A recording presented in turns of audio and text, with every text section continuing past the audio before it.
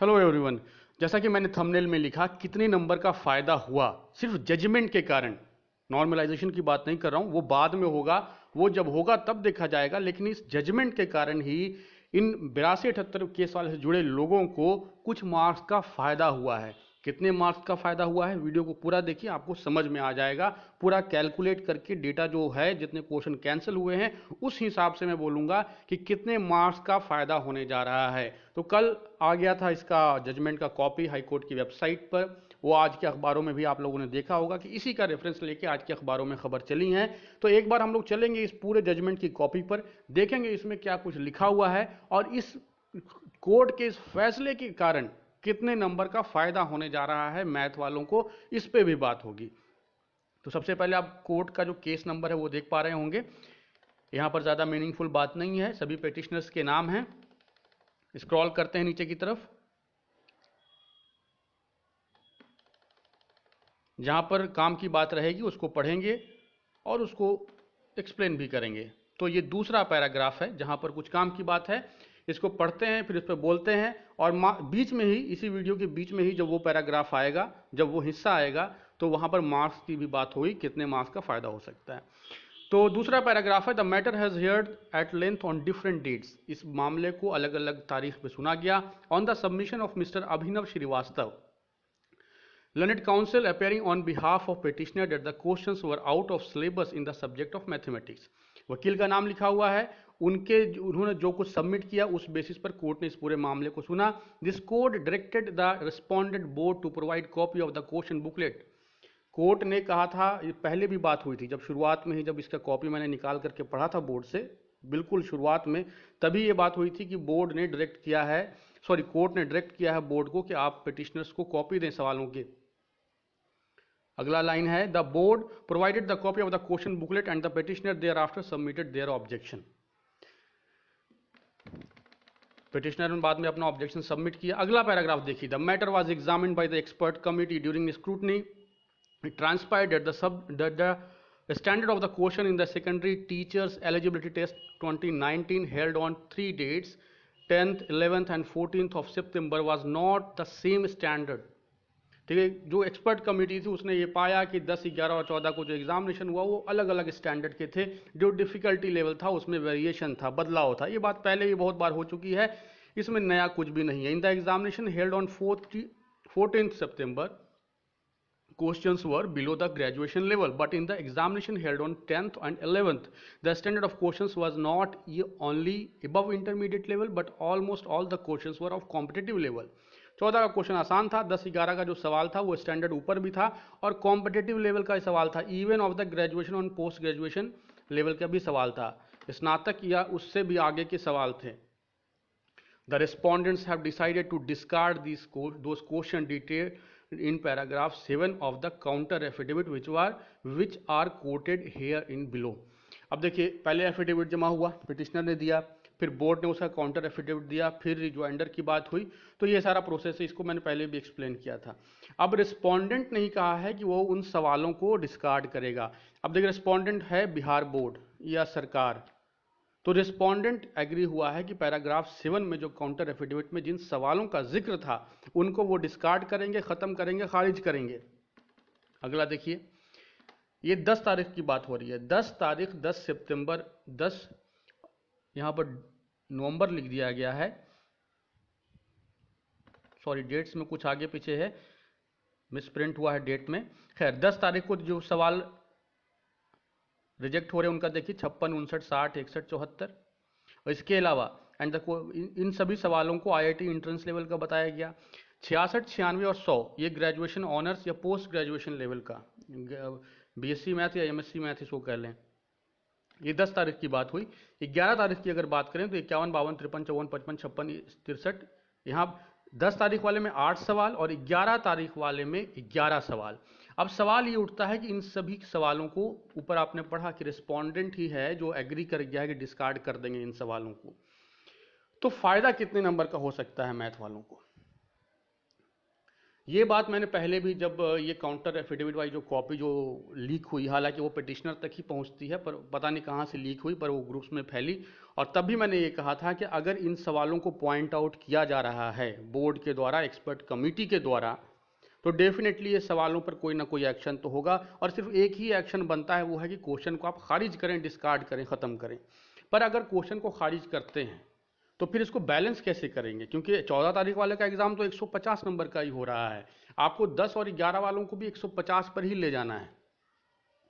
तो उसके लिए दो तरीका हो सकता है, या तो ये कर सकते हैं नॉर्मलाइजेशन के फॉर्मूला जो होता है, नॉर्मलाइजेशन का फॉर्मूला काफ़ी मतलब हेर, जो मैथ के एक्सपर्ट होते हैं वो हेर फेर करके उसमें सब कुछ एडजस्ट कर लेते हैं, उसमें इस बात को भी एडजस्ट कर लेते हैं कि कितने सवाल डिस्कार्ड हुए हैं।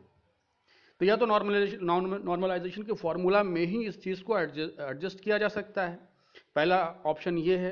और दूसरा ऑप्शन ये है, जिसके होने का चांस पूरा पूरा लगता है, वो ये है कि जितने सवाल, जैसे कि 8 सवाल रिजेक्ट हुए हैं 10 तारीख में, तो 142 में किसी ने 60 स्कोर किया, तो 150 में कितना करता, इस लॉजिक के हिसाब से मार्क्स दे दिया जाए। ऐसा लगता है कि यही वाला होना चाहिए, और यही वाला लॉजिक लगता है तो फेयर होगा। नॉर्मलाइजेशन अलग है, वो अलग अलग शिफ्ट की जो डिफिकल्टी लेवल वेरिएशन है उसको बैलेंस करेगा, लेकिन जो मैंने वैसे कहा कि 142 पर अगर किसी ने 65 स्कोर किया तो 150 पे कितना करता, इस तरीके से किया जा सकता है। और अगर हम उस तरीके से देखें तो कितना मार्क्स बनता है वो मैं आपको दिखाने जा रहा हूं।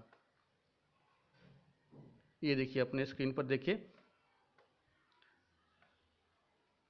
ऊपर क्या लिखा हुआ उस पर ध्यान मत दीजिए, जो सिर्फ न्यूमरल्स हैं उस पर ध्यान दीजिए। 8 क्वेश्चन रिजेक्ट हुए जो 10 तारीख वाला था, तो 142 का एग्जाम हो गया। 50 नंबर वाला सेक्शन आसान था, वहां पर कोई भी जो तैयारी करने वाला है, पढ़ने वाला है, वो 40 तक ला सकता है। रही बात 100 की, अगर 100 में मान लें कि सब कुछ बिल्कुल आउट ऑफ कवरेज था, तो वैसी कंडीशन में भी तुक्का मार के भी 100 में 20 नंबर लाया जा सकता है। तो 60 नंबर लाना कोई बड़ी बात नहीं है। मान लें कि 10 तारीख की शिफ्ट में कोई कैंडिडेट 60 नंबर लाता है 142 में, तो पर क्वेश्चन उसने स्कोर किया 0.42, तो 8 क्वेश्चन का उसको मार्क्स मिलेगा, क्योंकि 8 क्वेश्चन रिजेक्ट हुआ है। तो 8 को अगर मल्टीप्लाई करेंगे 42 से, 3.38 नंबर मिल रहा है 10 तारीख वालों को। इसी तरह से, इसी लॉजिक से अगर हम 11 तारीख की बात करें तो वहां पर 4.74 नंबर मिल रहा है।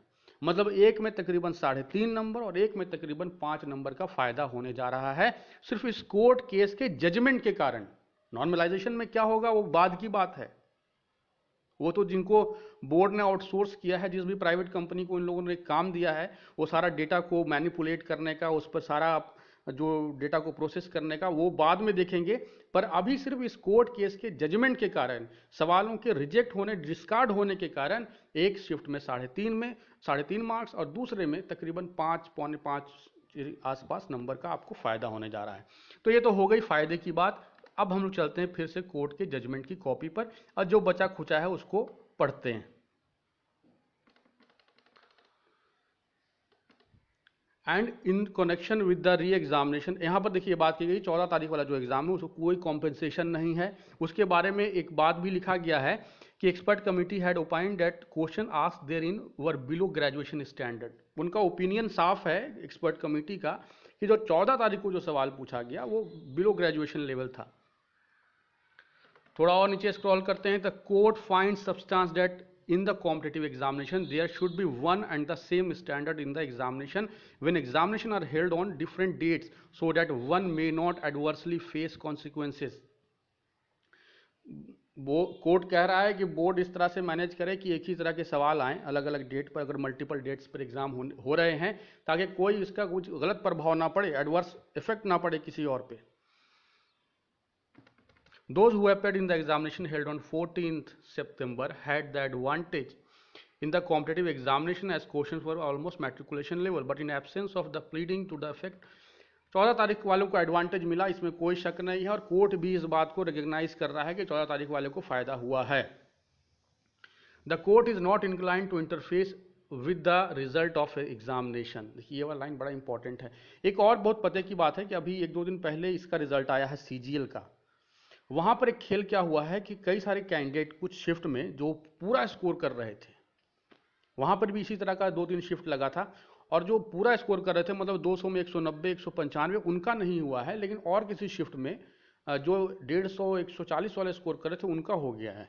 तो कहने का मतलब उन लोगों ने नॉर्मलाइज किया है, बहुत सारे लोग जिनका अच्छा स्कोर था उसको घटा दिया है और कम स्कोर वाले को ठीक ठाक बढ़ा दिया है। तो नॉर्मलाइजेशन अभी बाकी है, अभी असली खेल आना बाकी है। अभी क्या उलटफेर होगा किसी को कुछ नहीं पता। आगे देखते हैं, यहाँ पर पॉलिसी बनाने की बात कही जा रही, जो कि आज के अखबारों में भी कहा गया है कि बोर्ड एक फॉर्मुलेट करे, एक फॉर्मूला बनाए, एक पॉलिसी बनाए और उसको इम्प्लीमेंट करे कॉम्पिटिटिव एग्जामिनेशन के लिए, ताकि इस तरह का जो किसी को एडवांटेज मिलता है वो फायदा ना मिले। फाइनल पैराग्राफ पढ़ते हैं और वीडियो को खत्म करते हैं। लास्ट वाले पैराग्राफ में देखिए बोर्ड ने क्या कहा। मैंने पहले भी कहा था कि असली कंटेंट होता लास्ट में। दो the writ petition failed but this writ petition is eye opener. हालांकि ये रिट पिटीशन फेल हो गया, लेकिन ये आई ओपनर, आंखें खोलने वाला है बिहार बोर्ड के लिए।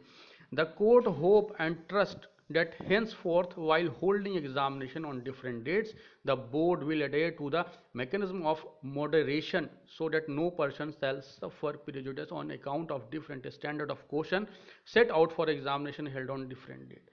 कोर्ट भी इस चीज़ को रिकग्नाइज कर रहा है कि गलती हुई है, और ये होप है और ट्रस्ट भी, ये दोनों वर्ड यूज़ किया गया है। उम्मीद है और भरोसा भी है कि कोई ऐसा, देखिए मैकेनिज्म ऑफ मॉडरेशन, यहाँ पर ये वाला लाइन देखिए, मैकेनिज्म ऑफ मॉडरेशन, कोई मॉडरेट करे, तो जो मॉडरेट होगा वो नॉर्मलाइज की तरफ बात हो रही है। इस पूरे डॉक्यूमेंट में एक बहुत अजीब बात है कि नॉर्मलाइजेशन पर खुल के कहीं पर कोई क्लियर बात नहीं हुई है, ताकि बोर्ड कोर्ट को असल में ये डायरेक्ट करना चाहिए था बोर्ड को कि आप नॉर्मलाइजेशन का फॉर्मूला शो कराइए, ये मांगा जाना चाहिए था जिर्रा के दौरान, और नॉर्मलाइज ठीक से कीजिए ताकि जो लोग रह गए पीछे उनको भी बैलेंस हो जाए, उनका भी मामला जो है वो बैलेंस पर चले। खैर यहाँ पर एक मैकेनिज्म की बात की जा रही है कि वही सारी बातें हैं कि बोर्ड अपना जो एग्जामिनेशन का सिस्टम है उसको दुरुस्त करे। डेफिनेटली लापरवाही हुई है, आई ओपनर है केस, ये सब बातें हुई हैं, वही सारी फिलॉसफी। लेकिन the board shall religiously follow this guideline in all its future examination. अब बोर्ड ऐसे, बिहार बोर्ड ज़्यादा एग्जामिनेशन नहीं लेता है आमतौर पर, कम बस यही वाला एग्जामिनेशन होता है जो टीचर वाला, बस यही एग्ज़ाम है इसका। पर ये कहा जा रहा है कि रिलीजियसली फॉलो करे इस गाइडलाइन को कि सभी एग्जामिनेशन, फ्यूचर एग्जामिनेशन में वो क्वेश्चन का लेवल जो है वो ज़्यादा वेरी नहीं करेगा, वो एक जैसा रखेगा, कोई प्रॉपर मैकेनिज्म हो, कोई पॉलिसी हो इस बात को। बस यहाँ पर केस को डिस्पोज होने की बात हो गई लास्ट में। तो कुल मिलाकर के इस केस, अब यहाँ पर सवाल उठता है इससे फ़र्क क्या पड़ा। देखिए, इससे बोर्ड को कोई फ़र्क नहीं पड़ता है। इस तरह के केसेस पता नहीं कितने हो गए और कितने आए कितने गए, और इस तरह की जो हल्की से सॉफ्ट फटकार जो यहाँ पर पड़ी है बोर्ड को, इससे बोर्ड को कोई फ़र्क नहीं पड़ता है। ये सब आदत हो गया, जितने भी सरकारी डिपार्टमेंट है सबको ये सब सुनने का आदत हो गया। इससे कोई फ़र्क नहीं होता, कोई प्रॉपर पॉलिसी नहीं बनने जा रहा है, कोई सिस्टम नहीं बनने जा रहा है, क्योंकि ऐसे ही सब कुछ चल रहा है सालों से और शायद ऐसा ही चलता भी रहेगा। तो इस, अगर बोर्ड कोई क्लियर फैसला देता है, जैसे कि आप शो कराइए नॉर्मलाइजेशन फॉर्मूला, है ना, आप एक कमेटी गठित कीजिए और उस कमेटी को बोलिए कि कैसे वो फॉर्मुलेट होगा, बिहार में जितने भी सरकारी जॉब के एग्जाम होते हैं उसको आप कैसे बैलेंस करेंगे, कोई एक, है ना, रोड मैप बनाइए ऐसा। तो वैसा कुछ हुआ नहीं, ना कोई कमेटी बनी, ना कोई क्लियर जजमेंट है, बस हल्की सी फटकार है बोर्ड को कि आप एक प्रॉपर मैकेनिज्म बनाइए, इसके अलावा और कुछ भी नहीं है। नॉर्मलाइजेशन पे बात नहीं हुआ, ये थोड़ा अजीब है। हालांकि नॉर्मलाइजेशन से मिलती जुलती बातें हुई हैं कि बैलेंस किया जाए, एक ऐसा मैकेनिज्म तैयार किया जाए जिससे मॉडरेट हो सारा मामला, कोई ऊपर या नीचे ना हो, सब कुछ बीच में रहे, मॉडरेट हो। तो ये सारी बातें थी। अभी मैंने इस वीडियो में आपको बताया कि 10 और 11 वालों को कितना फ़ायदा हो सकता है, वो सारी बातें हो गई। अब कोर्ट केस जो तो ये था ये ख़त्म हो गया। आगे अब और एक केस बचा हुआ है जो कि एक हर्डल है आगे STET का रिजल्ट निकलने में, आगे उस पर भी नज़र बना के रखेंगे। और जो मैथ वाले लोग हैं वो अब बस नॉर्मलाइजेशन से ही होप कर सकते हैं, क्योंकि और ज़्यादा कुछ बचा नहीं है इस पूरे मामले में। तो अभी के लिए इतना ही। Thank you.